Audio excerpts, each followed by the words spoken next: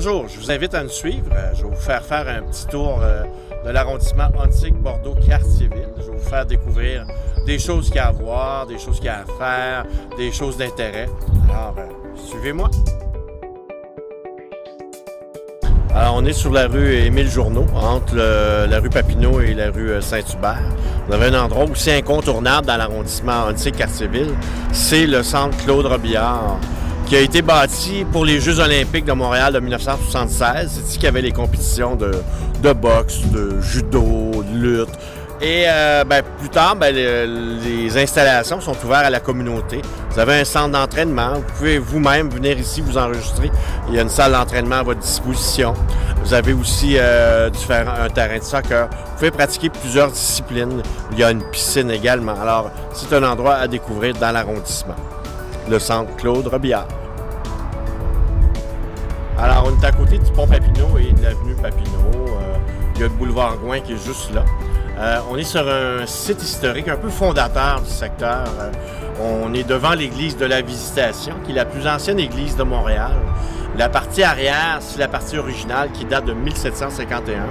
Quand je dis la plus ancienne, c'est qu'il y en a déjà eu d'autres plus anciennes, mais elles sont disparues, ce qui fait que c'est la plus ancienne restante. Et la façade actuelle a été rajoutée. C'est un ajout de 1851. L'église aujourd'hui, la Maison de la culture d'Antique, qui organise des concerts. Vous pouvez visiter l'église les fins de semaine en été. Il y a des gens qui vous accueillent pour raconter l'histoire des lieux aussi. Si vous allez vous aventurer à l'arrière de l'église, vous allez vous retrouver sur le barrage Simon-Sicard, qui est une construction qui vient avec la centrale hydroélectrique de la Rivière-des-Prairies. Si vous êtes amateur de pêche, c'est un lieu qui risque de vous intéresser, car vous pouvez pêcher à Montréal, à des endroits désignés. Et à côté du barrage Simon-Sicard, on a le bassin des pêcheurs où il est permis de pêcher. Alors, c'est un lieu fort intéressant à découvrir. Alors, on est au chalet d'accueil du Parc Nature l'Île de la Visitation. C'est l'entrée principale. C'est sur le boulevard Gouin et la rue L'Île qu'on peut accéder au stationnement si vous venez en voiture. Vous pouvez venir en autobus. C'est à peu près 15-20 minutes du métro Henri Bourassa en autobus. Donc, c'est quand même près de la ville. Et les parcs nature, il y en a plusieurs qui sont essentiellement le long de la Rivière-des-Prairies. Celui-ci, c'est le plus fréquenté. On a pas loin d'1 million de visiteurs par année. Et on est dans une section du parc aussi, vous pouvez amener un barbecue pour faire un repas en famille ou avec des amis. Alors, vous allez voir, c'est très convivial. En été, en arrière du chalet d'accueil, où il y a une personne qui donne de l'information. Amenez une chaise les mercredis soirs du mois de juillet. Il y a des concerts de musique. La musique monte, c'est très agréable, c'est très multiculturel. C'est vraiment un beau lieu à fréquenter.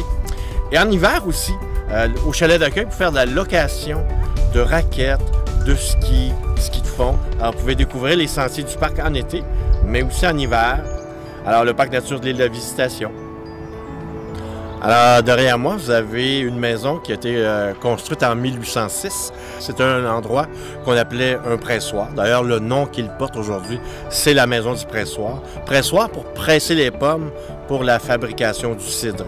Alors, quand vous allez visiter le musée, vous allez voir les fondations de la maison. On voit toujours ce qui servait à la fabrication du cidre. Et le bâtiment est intégré au parc nature de l'île de la Visitation. Les parcs nature, c'est un réseau de parcs où on protège la nature en milieu urbain. C'est un parc où il n'y a pas d'installation sportive, car le but, c'est de protéger la nature.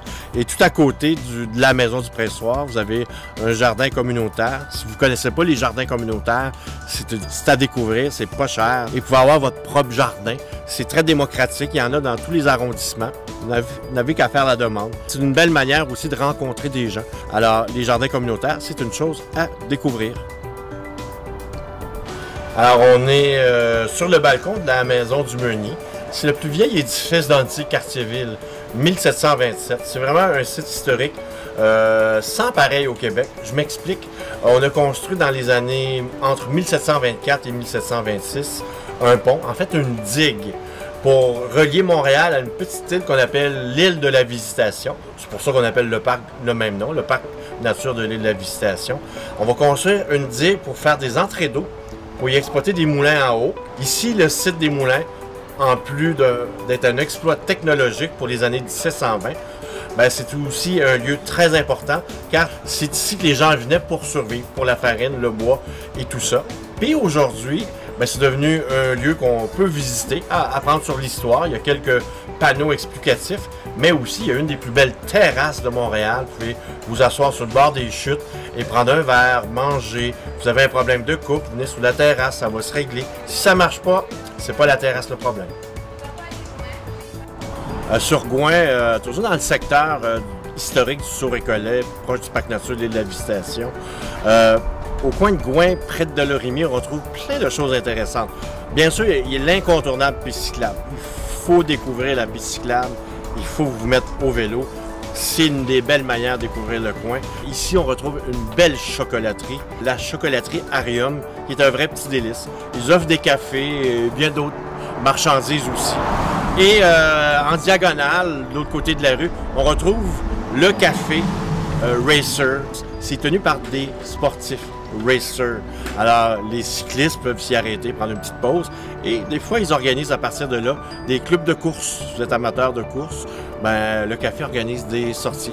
Alors, les deux, d'ailleurs, le café Arium puis le café Racer, ont une page Facebook.